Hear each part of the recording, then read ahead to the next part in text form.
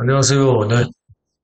믿고 보고 믿고 찾는 채널, 김상순 TV, 시진핑 권력 투쟁 분석 시리즈는 61번째입니다.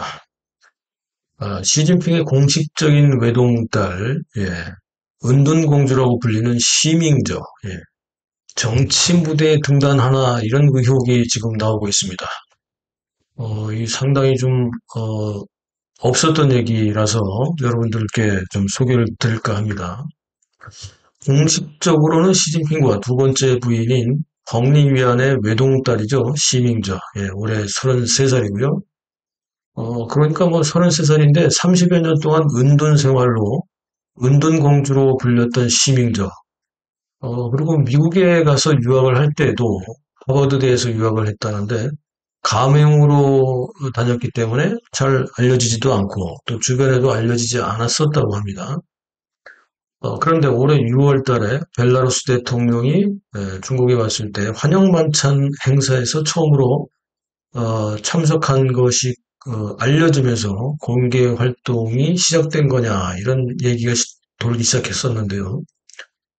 최근 9월에 중공의 중앙방공청은 우리 같으면 이제 비서실 같은 데인데요. 여기에 시민저가 나타나기 시작했다. 즉, 시민저가 중앙판공청에서 근무하기 시작했다. 뭐 이런 얘기들이 돌고 있습니다.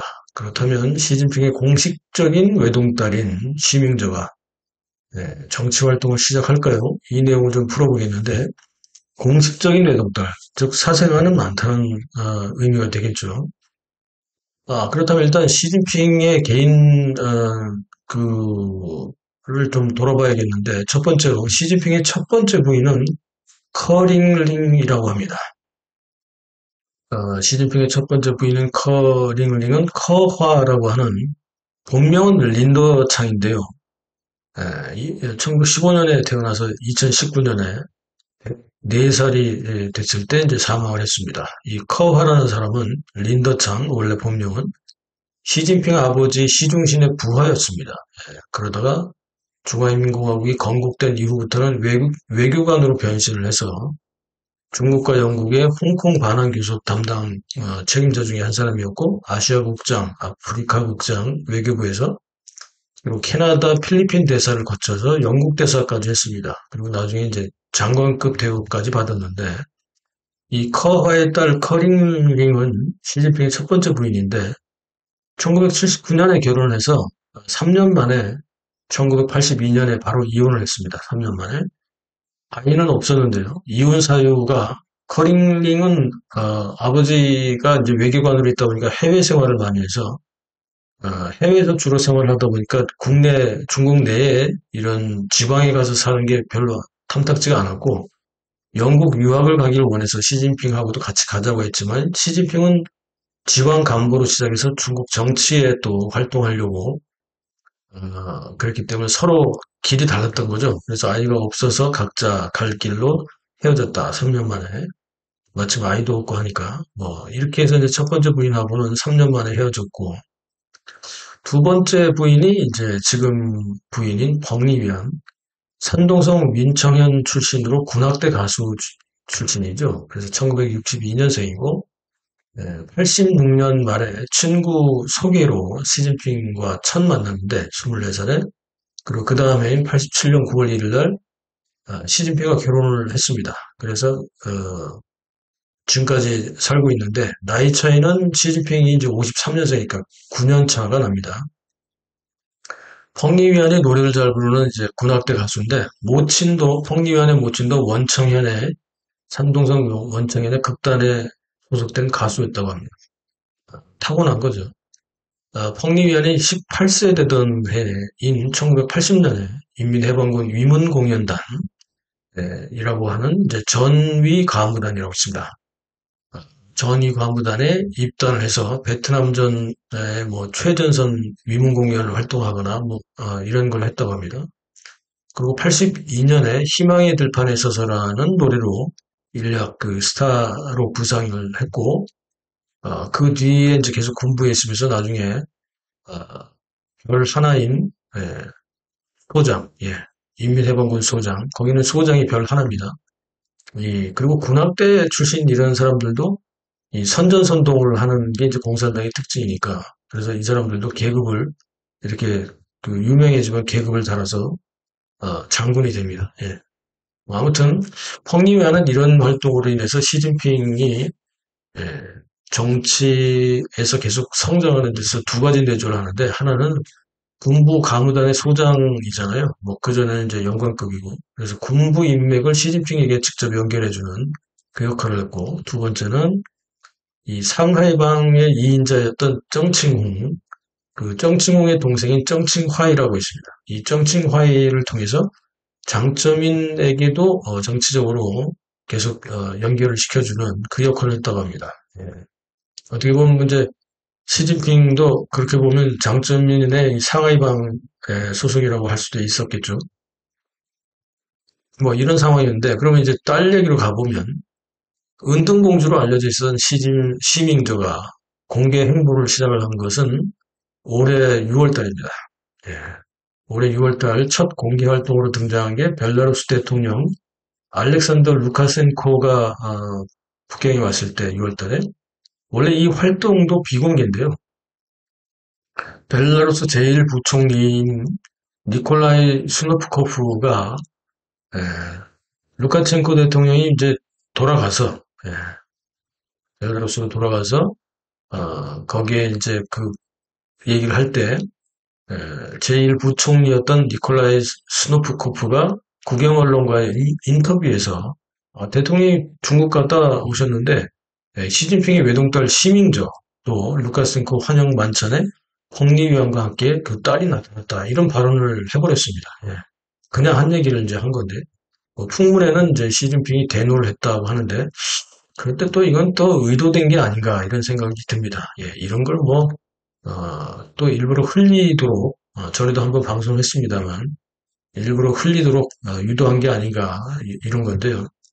만찬 장소는 원래 또 귀빈을 맞이하던 중난하이의 잉타이라는 데가 있습니다. 여기서 만찬을 하게 되는데 항상 시진핑의 관저인 펑저위엔의 춘이지라는 데가 있습니다. 여기에 소규모 만찬을 했는데 이게 거의 처음이라는 거죠, 이게.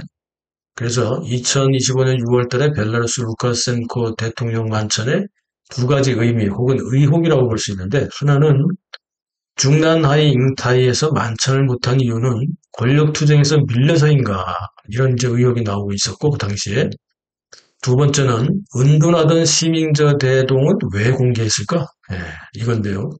그렇다면 이게 시밍저의 정치적 활동을 고의로 노출하려는 의도가 아니었느냐. 그래서 뭐 심지어는 이제 김정은의 딸 김주애가 여러 가지 활동을 하잖아요. 그래서 이 여러 가지 활동하는 거에 대한 또 뭐 따라하기냐, 부러워했냐, 뭐 이런 얘기들도 나오고 있습니다. 아무튼 그 이후에도 8월 26일 시진핑과 펑리위안은 다시 펑저위엔의 춘이지에서 의도적인 만찬을 또 합니다. 예. 누가 왔냐면 캄보디아 국왕 노로돔 시아모니와 모친인 노로돔 모니니아트 시안쿠 태후가 왔는데 이때 만찬을 여기서 일부러 하게 되죠. 자, 9월 11일 중화권 언론 보도에서 나온 건데요. 시밍저가 중공의 중앙방공청, 그러니까 시진핑의 비서실에 근무를 시작한 것 같은 의혹이 있다. 이런 보도를 했습니다. 이게 이제 시민들의 정치권 행보가 시작됐는지 이런 의혹이 나온 건데요. 아직 공식적인 발표는 없으나 강한 의혹을 소식통을 통해서 제기를 하고 있습니다. 참고로 중공 지도자들의 권력 상속 시도가 없었던 건 아니죠. 북한처럼 그렇게 권력 상속을 하려고 했는데 첫 번째는 이제 마오쩌둥 같은 경우는 후계 상속에 실패하게 되죠. 이 공식적인 장남인 마오안닝은 한국전쟁에 참전을 했다가 가장 안전한 후방인 뭐 신의주 후방에서 산속에서 볶음밥 해먹다가 그 불빛이 연기하고 이게 드러나다가 지나가는 이제 미군기에 폭격을 당해서 사망했고요. 아시다시피. 그리고 마오쩌둥의 처 장친 같은 경우는 그 사인방과 함께 권력을 휘두르다가 마오쩌둥이 사망하자마자 바로 덩샤오핑에 의해서 숙청을 당해버렸습니다. 예. 두 번째로 덩샤오핑 같은 경우는 원래 뭐 개혁개방을 주도하면서 1인 독재를 반대했기 때문에 집단지도 체제 이런 걸 주장했기 때문에 뭐 자기가 아들들을 이렇게 후계자로 올릴 수 있는 그런 입장이 못 됐고 세 번째 장점인 같은 경우는 후계 상속 시도를 하려고 했지만 실패했죠. 이 방송 드렸지만 장점 내 장남인 짱면 검을 51년생인데 이 사람을 계속해서 후계자로 정치권으로 끌어들이려고 했지만 장면홍이 2004년부터 2008년까지 남경의원에서 수차례나 신장이식을 받아서 어, 결국 시도를 실패했죠. 이 신장암에 걸려 있었기 때문에 뭐 아픈 사람이 뭐 정치 활동을 할 수 있겠습니까?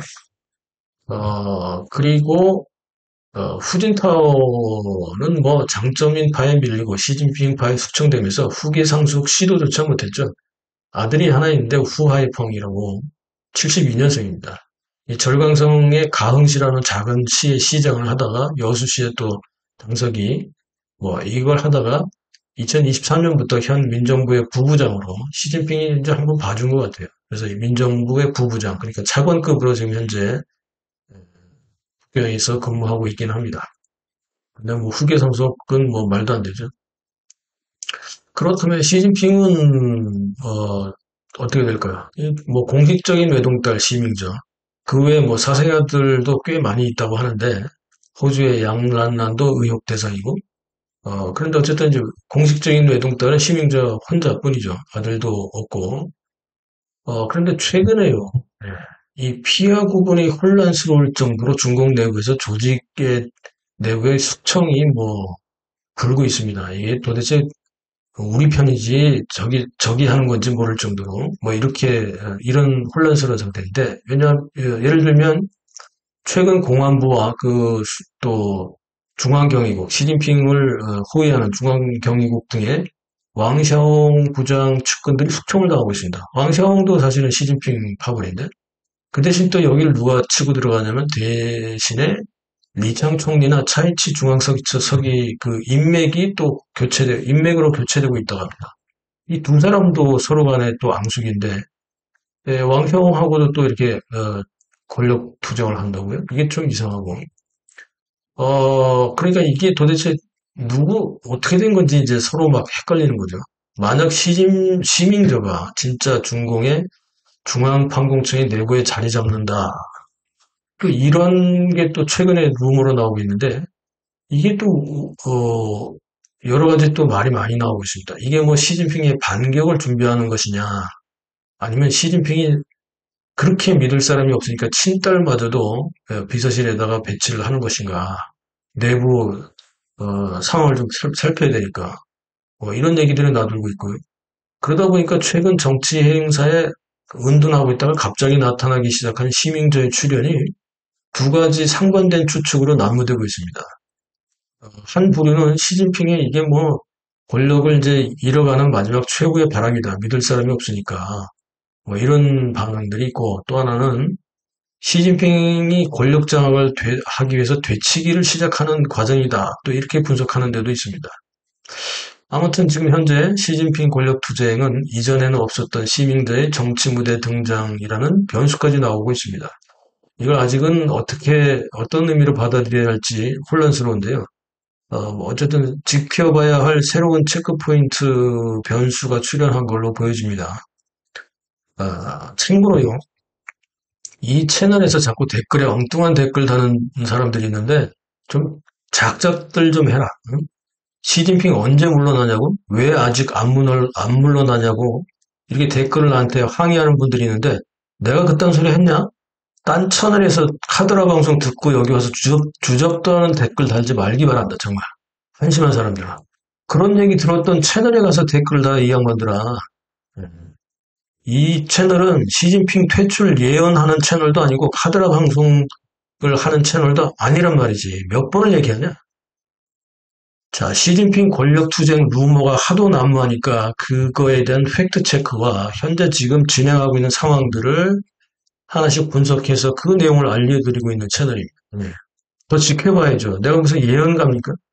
엉뚱한 데서 카드라 방송 듣고 와가지고 여기다 댓글 달지 말고 앞으로 그런 사람들 다 차단시켜 볼 겁니다. 예.